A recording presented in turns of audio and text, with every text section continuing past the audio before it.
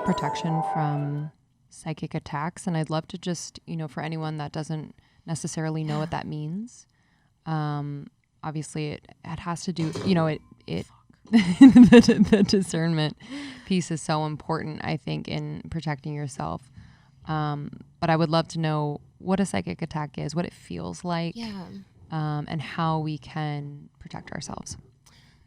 So psychic attack is the idea that on an ethereal or energetic level that first it's recognizing that we are powerful beings and that we have power through our thought, intention, and energy that is unseen, but it is felt. And we can create, how do I word this? Impact from our energy and our thoughts, our ideas, our beliefs, our narratives.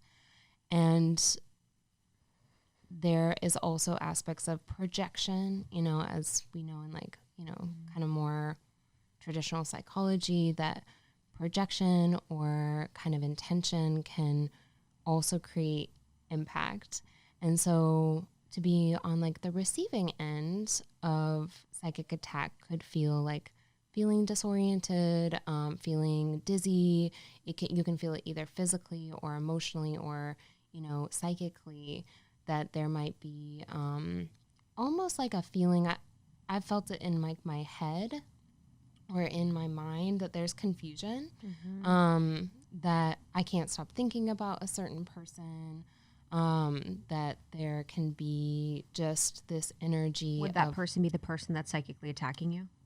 It can be, or it could be an energy working through that person. It's also just, recognizing that there are unseen dimensions and energies that we can be affected by and that can move through us. And even on just a grander scale, the systems of oppression can be working through someone, or that there can be these energies that are very broad or universal or kind of collective that can really kind of, create these openings of impact to another. We can curse people even through our thoughts. And even if you didn't know? Yeah, I think even just if you're ruminating on something, I don't want to freak anyone out or cause any sort of stress around this. But, I think it's just the reminder that we're very powerful beings and that we can create a binding or, curse is just an energetic binding. So it can create obstacle for another. And it doesn't even have to necessarily be a person that is psychically attacking. It can be an institution or a greater, kind of broader kind of sense of a collective. And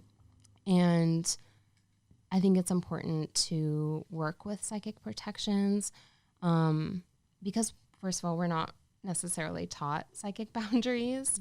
And so when we're working within if you're having a magical practice or a spiritual practice, you're really opening yourself to a lot of different energies. And so when we're working with magic, when we're working with energy work or tarot, whatever your modality is, I think it's so important to create those boundaries. Psychic protections are just boundaries of saying, this does not come in to my energy field. This stays out.